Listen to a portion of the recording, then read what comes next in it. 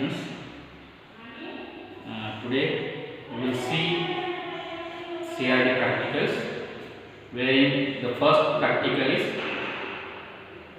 based on batch reactor.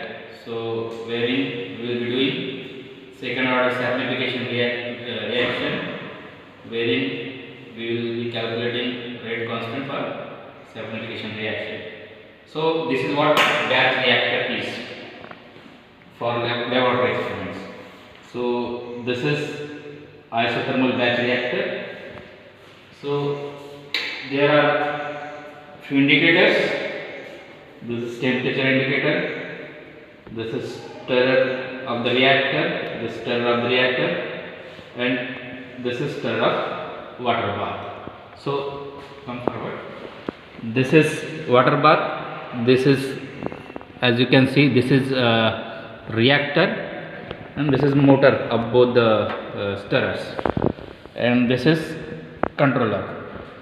So this is how batch reactor look like. Go backward. So basically in this reaction we will be calculating rate constant.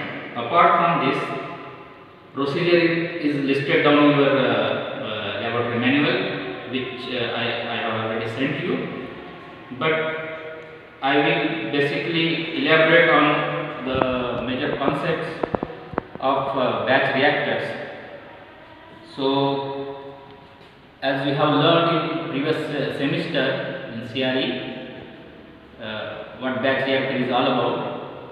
This is major reactor which is normally used in chemical industry.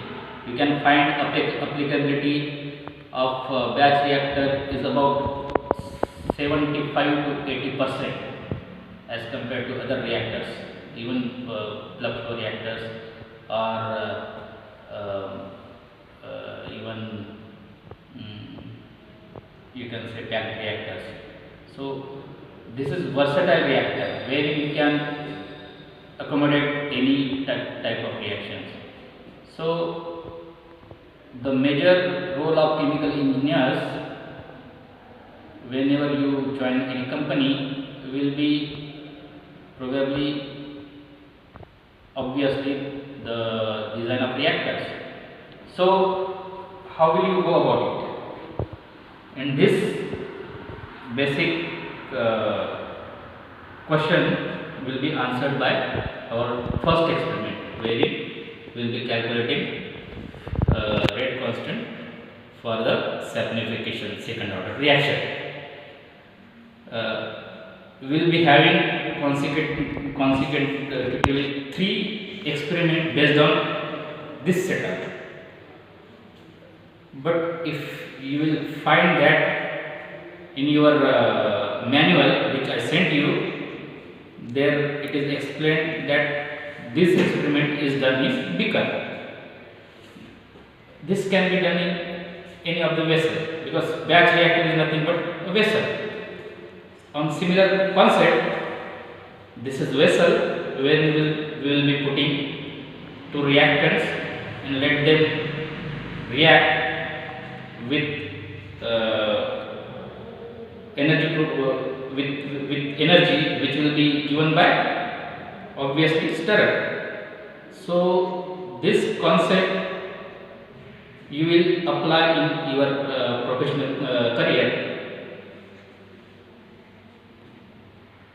I will more focus on the scale up aspect.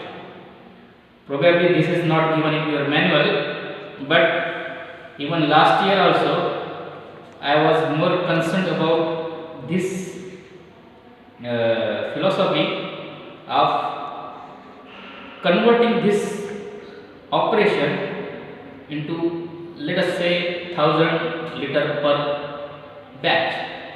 So this is how the scale up is done. How to go about scale up? This simple stirrer change can give you, let us consider in a case wherein about reaction was giving about 40% yield. Simple storage change can give you increase in yield of 20 to 30%. So the geometrical consideration of batch reactors is engineer's choice. So that's what our knowledge as a chemical engineer should go into, and all these basics, simple impeller configuration can give a lot of saving as well as lot of profit to our organization. So based on this, I will recommend you to also look into the scale up of batch reactor, and that should reflect into your calculations at the end of the first experiment. Now my master student will elaborate experimental procedure for the first experiments. The name of our first experiment is second order saponification reaction in a batch reactor, and the aim of our first experiment is to find out the specific reaction rate constant for this saponification reaction. Saponification reaction is nothing but the reaction between a NaOH and ethyl acetate. When ethyl acetate is reacted with NaOH, it forms soap, and hydroxyl ions are consumed and acetyl ions are formed. Hydroxyl ions has a much larger conductance than acetyl ions. Therefore, alkaline hydrolysis of ethyl acetate can be monitored by the conductance versus time. And we can also find out the reaction rate constant, which is our aim of our experiment, by measuring the conductance of the reaction mixture with respect to time. But here in our case, we are not measuring the conductance of a mixture, we are measuring the change in concentration of NaOH with respect to time to find out the value of the rate constant. Experimental procedure, let me tell you in short. We have prepared 100 ml of 0.1 normal NaOH solution and 100 ml of 0.1 normal ethyl acetate solution, and poured both these solution in this beaker, and immediately taken out 10 ml of sample solution to titrate it against the 0.02 normal of HCl solution and taken the value which is required.